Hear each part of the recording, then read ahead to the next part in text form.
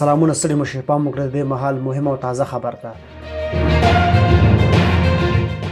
د بهرنیو چارو سرپرست وزیر مولوي امیر خان متقي د پاکستان د لومړي وزیر مرستیال او د بهرنیو چارو له وزیر محمد اسحاق دا سره ټلیفوني خبرې وکړې.